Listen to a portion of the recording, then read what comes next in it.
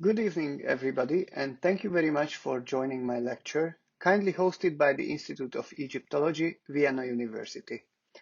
In the following minutes, I'd like to present a brief overview of the epigraphic documentation of the late Roman murals at Luxor Temple, which was finished recently. I would also like to present a little preview of the results and make a case for why the Epigraphic Survey of the Oriental Institute needed to develop a rather unusual technique for documenting these unique non-Pharaonic remains. First, I'd like to say a few words about the frescoes and the structure they were part of. The late Roman frescoes were created in Luxor Temple at a critical moment in the history of Egypt and the Roman Empire. At the turn of the 4th century, Emperor Diocletian's reforms in government, economic, administrative, religious, and military activities affected almost every aspect of Roman life. Diocletian, the creator of the tetrarchic system and primary sovereign of the First Tetrarchy, had to come to Egypt to oversee a military campaign directed against the revolts that threatened to destabilize the country. Once succeeded, Diocletian left a permanent military base in the Temple of Amun in Thebes, heavily modifying its structure to maintain Roman authority. These modifications were carried out on multiple levels, with the most notable being the construction of a fortified enclosure around the temple and the room's transformation in front of the offering hall. Here, at the heart of the temple, the Roman builders converted the space into an imperial cult chamber by removing the columns, blocking the original doorway leading to the rooms beyond, and creating a niche in its place. They covered the 18th dynasty reliefs of the Pharaonic Chamber of Offerings with plaster and decorated the walls with frescoes in purely Roman style. A canopy supported on 4 granite columns was placed in front of the painted niche to serve as the room's centerpiece. Many centuries have passed since the Roman occupation of this pharaonic religious space. However, the remains of the frescoes are unmistakable reminders of how the tetrarchic renovations gave new meanings to Luxor Temple. As the temple fell out of use and became a ruin, changes began that ultimately led to the condition in which the frescoes were found when the Rome was excavated in the 19th century. Giving you a complete introduction to the mural's modern-day history would undoubtedly exceed the scope of this lecture. Nonetheless, I'd like to remind you of the rich history of Luxor Temple and the Imperial cult chamber within. Many travelers passed by after the French excavation removed most of the debris in the room, taking photographs and painting sketches of the Roman and Pharaonic ruins. Famous among them is a series of watercolor illustrations created around 1856 by John Gardner Wilkinson, giving the most complete and vivid description of the frescoes as they appeared not long after being uncovered. Unfortunately, these murals are now in a very fragmentary condition due to continuous abuse and to the lack of interest in non-Pharaonic remains typical of the last century. Today, most of the late Roman paintings in the chamber are lost, and their remains are exposed to pollution and the effects of thousands of birds visiting the monument each day. After years of being exposed, the brightest chapter in the fresco's recent history was due to the collaborative work between the American Research Center in Egypt, the Egyptian Supreme Council of Antiquities, the Epigraphic Survey of the Oriental Institute, and a team of Italian wall painting conservators directed by the late Luigi de Cesaris. They thoroughly cleaned and conserved the remaining murals. The culmination of this landmark conservation project became the volume Art of Empire, published in 2015, providing a comprehensive look at the frescoes and their architectural, archaeological, and historical context. It would be common sense to think that this conservation project and the accompanying book would be the last word on the Imperial cult chamber. However, The continuous decay of the frescoes, the still unresolved protection of the murals, and the rising number of tourism led the Epigraphic Survey to re-evaluate their earlier plans to protect the information on the walls by initiating the complete epigraphic documentation of the room and the remaining frescoes within. When brainstorming about the actual method, we looked at all the visual material produced of the frescoes, archival and contemporary photographs, and traveler sketches alike. One of the most notable early scientific efforts was the outline drawing reconstruction created after Decker's conservation and condition study. Upon consulting with all the accounted material, some critical decisions had to be made before the epigraphic work could be started. Notably, to follow Decker's approach and proceed with schematic line drawings, or to create a much more detailed documentation recording all traces of pigment still preserved on the walls. When we look at the frescoes, we can see that most of the top layer containing the bulk of the details is gone. Occasionally, only paint scars are preserved, with minimal pigment remaining on the surface.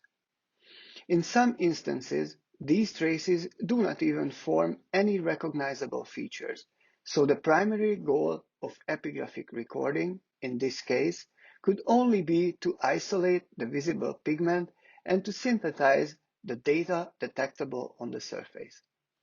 It was evident that by reducing the traces to mere outlines, we will neither be able to register most of the traces on the wall, nor accurately render the style. Nonetheless, as can be seen on the following slide, we've had many different renderings of a mock-up area to test out various epigraphic representations. Outline drawings and the indicating of pigment texture in various combinations help the team find the most suitable solution that equally captures the style and the level of preservation of the original. We deliberately avoided overly simplifying the originals by merely creating a glorified wall map of the frescoes, which would be inevitably inferior compared with photographic recording. It had to be established from the very start that the epigraphic documentation wasn't meant to be designed to compete with the photographic library the survey already owned. As extensive color photographs were taken of every inch of the frescoes before and after cleaning, the drawings were not designed to faithfully represent every shade of the original, but rather to provide the necessary clarification of all the features still detected on the walls. This attempt was in accordance with the survey's philosophy, which favors color detail photographs over the epigraphic recording of color if all pigment is well preserved. The survey always wanted the epigraphic process of the Roman murals to be a case study for their experimentations in digital documentation. However, when the project started in 2013, tablet computers were neither portable nor powerful enough to be used at the monuments. For this very reason, in situ documentation started in the survey's traditional fashion.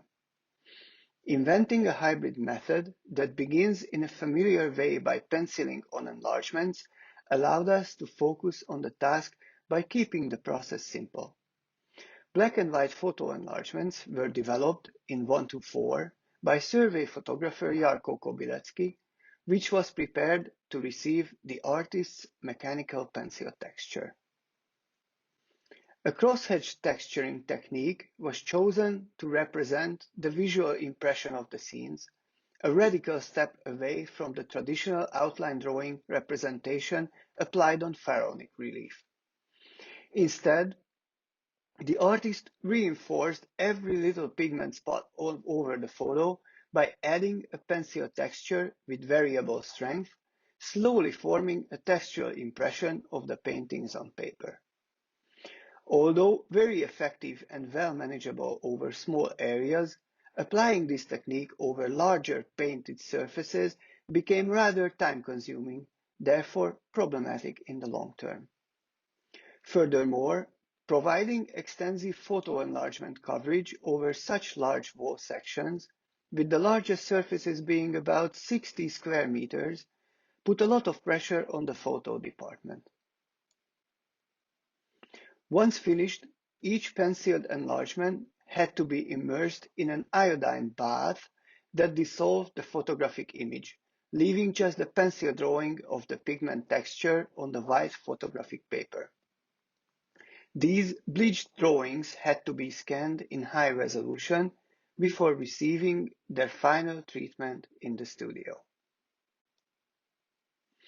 The process of documenting the Roman frescoes was designed so that some contextual information would be provided by indicating a narrow strip of the original 18th dynasty background, which is mostly preserved around the edges of the fresco remains.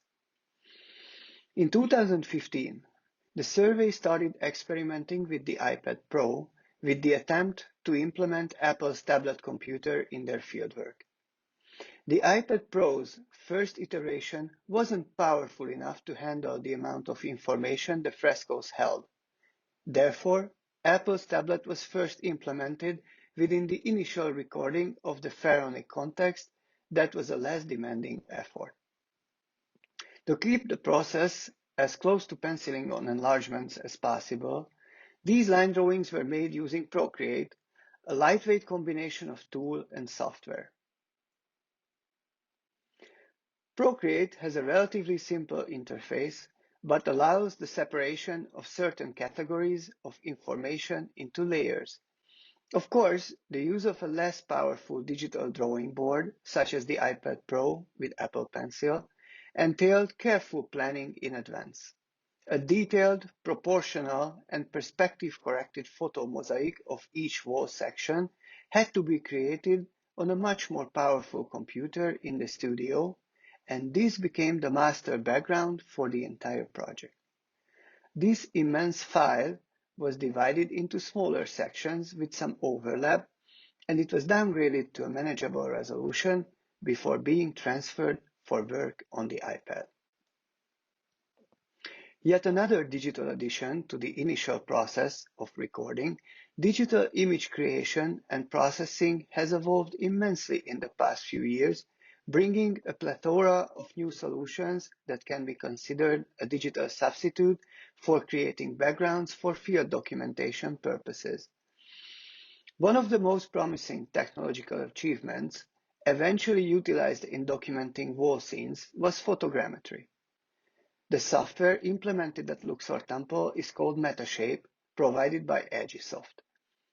Metashape enables photogrammetric processing of digital images that can be applied to generate a flat, perspective-corrected orthomosaic rendering of large wall segments, producing complete coverage of entire walls in high resolution.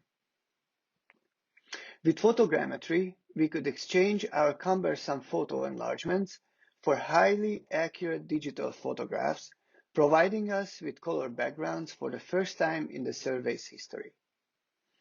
From 2017, high-resolution orthomosaics were created for each wall in the Emperor's Chamber by digital photographer Owen Murray, retrofitting the drawings already in progress with digital backgrounds. However, these newly generated digital backgrounds were too large to be used in a native iPad app without considerable downscaling or cropping. To avoid these unnecessary complications, and to be able to use the developed cross-hatching technique on digital layers, the survey decided to initiate another radical step in the process, dragging a studio computer to the field. Needless to say, that the entire documentation process prospered immensely by having studio-grade software and a powerful computer in the field. With the help of an iPad app called Astropad Studio, functioning as a bridge between tablet and laptop, we created a makeshift Wacom replacement that is versatile enough to be moved around in front of the wall. From there on, tethered to a laptop computer via Astropad, the artist was able to work on final layers in the desktop version of Photoshop, eliminating the need for or reducing the time spent with studio work in certain cases. The fact that the artist didn't necessarily have to create a lower resolution pencil version of the drawing to be digitally reproduced in high resolution at a later stage can't be overstated. Rather, during this most recent documentation period, all layers of information could be developed simultaneously right at the wall, working on extremely detailed, multi-layered 1200 dpi Photoshop files directly. In the studio, the in-situ segments of each wall were carefully reassembled over the master background and upscaled to the survey's standard high resolution, if needed, in preparation for inking. A new digital inking method had to be invented that would reflect the appearance and style of the frescoes. The pigment texture layer, either penciled on photo paper or digitally, became the medium tone layer in the final presentation. This entire layer was redrawn and reinforced stroke by stroke using a tilt-sensitive Photoshop brush specifically created for this application. To show the stylistic differences between the Roman paintings and Pharaonic art, two more paint-specific layers were introduced to emphasize perspective and depth. One strengthened the details, such as facial and custom features, well-definable objects, and so forth, and represented dark areas, especially black panels. The other, much lighter layer showed the painted background wherever it was preserved. Both additional layers operated with the same texture style as the medium tone layer, but the layers' opacity varied according to their importance.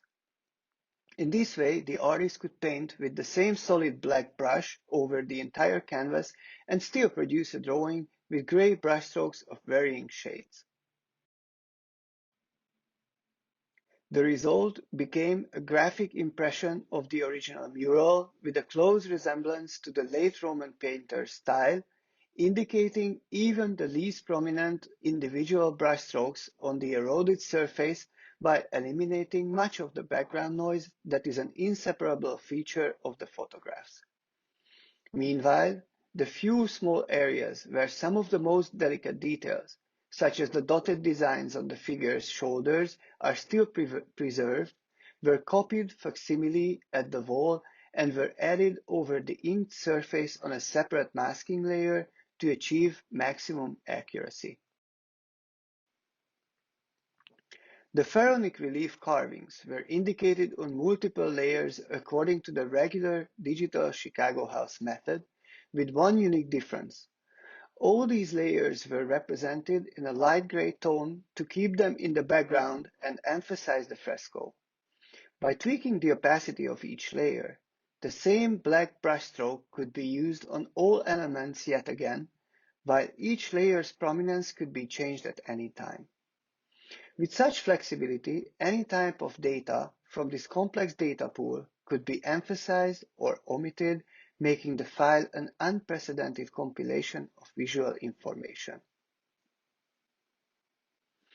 Although based on and inspired by the photographs, the inked fresco drawings in their final iteration became a legitimate way of documentation, providing a synthesis of all visual data, only achievable by the selective nature of the epigraphic recording. In the end, there became two essential components of the survey's publication of the Roman murals. First, a complete photographic recording, both analog and digital, is intended to provide the most complex library of hues and shades applied by the ancient artists on the wall. Second, grayscale texture drawings enhance the visible details and present all remaining traces of pigment on the walls, deliberately omitting any undesirable surface interface. However, when assembled to integrate with the entire wall section, the sporadically preserved sections of the fresco appear disconnected, like separate islands on the wall. As a solution, a single weight line drawing of the essential components of the pharaonic background relief was created to provide a unified background and hold the composition together. This discrete line drawing was confined to the representation of the carved lines, distinct from the strip around the fresco edges. No damage or plaster was included, while the level of detail was kept to a minimum, creating a lightweight wall map of the pharaonic decorative program for each wall. Before giving you a glimpse of the current state of this project, I'd like to stop for a minute and talk about the niche. With all its perspective-related issues, this area proved to be the most complicated part of the documentation. Therefore, it was reserved for last while waiting for the technology to catch up. We always knew the niche needed to be drawn as one unit, and its negative space must be opened up using some sophisticated software. However, providing the treatment these paintings deserved wasn't available until photogrammetry came on board. In 2019, with a method invented by senior digital photographer Owen Murray, we could finally manage to create the ideal background for these drawings where all pigment could be captured without distortion. Naturally, one version of this unfolded drawing was perspective corrected and reunited with the space available on the wall. And now I'd like to say a few words about reconstruction. Luckily, a dossier of archival photographs and watercolor paintings was recovered during the extensive research carried out for the recent publication, showing some exquisite details on the walls that were removed or damaged during the subsequent decades. Although stylistically not entirely accurate, the information gained from these sources, most importantly the numerous watercolor paintings made by Gardner Wilkinson shortly after the excavation of the room, could be used to enhance the documentation in a meaningful way. However, no overall reconstruction of the scenes was planned simply because there was not enough data to be certain about the entire composition. For the most battered of all the walls, a digital overhaul became possible. The eastern short wall once held a magnificent mural depicting soldiers and horses above the imitation opus sectile dado that is today reduced to a few faint painted contours. The master background, based on the survey's recent high-resolution photographs, provided the base for reconstruction. First, all the current epigraphic documentation, traditional and digital alike, was imported and set up properly, enhancing and emphasizing the remaining features on the wall. Next, the only surviving French archival photograph, which framed the entire wall and was contemporary with the excavation, had to be upscaled, perspective corrected, and adjusted to align with the master background. We can easily get absorbed by the details on the enhanced early daguerreotypes and start seeing a plethora of details on the wall.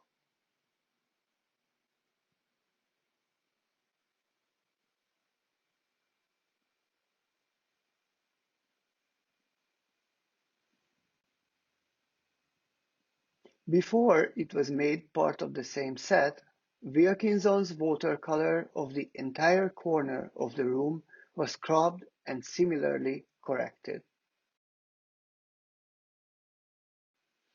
The drawings and the master background provided the landmarks for the proper alignment on both photo and watercolor, which were adjusted to match exactly. The sum of these layers formed a unique foundation for the reconstruction, which was based on the actual features that once were seen and photographed on the wall. Although this hypothetical extension was created with the usual texture-based technique in mind, only one light gray tone represented the fresco expansion, along with a greatly simplified relief representation. Additionally, a worn, damaged surface had to be created on a separate layer to help the reconstructed areas blend in with the rest of the drawing. In the end, contemporary remains could be introduced side by side with archival material in one homogeneous, seamlessly presented style, providing the most comprehensive visual information about the frescoes. The result is a graphic collection of all the available information, both historical and contemporary, that our team was able to assemble about this unique fragmentary artwork.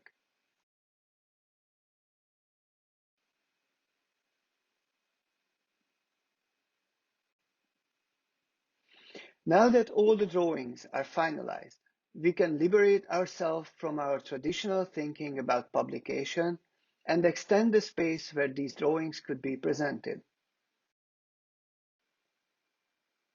Digital creation won't just allow us to achieve unprecedented detail and quality, but place the visual material back onto the wall to be observed in the way it is meant to be.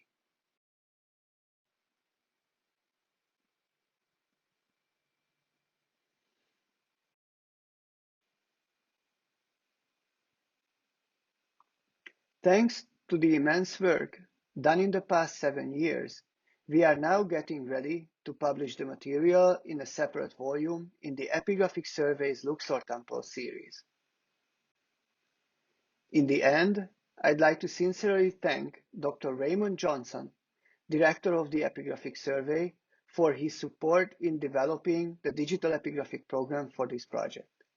You can read more about this documentation effort and the techniques utilized in the survey's other projects at Digital Epigraphy, our website dedicated to digital documentation. Thank you very much for your attention.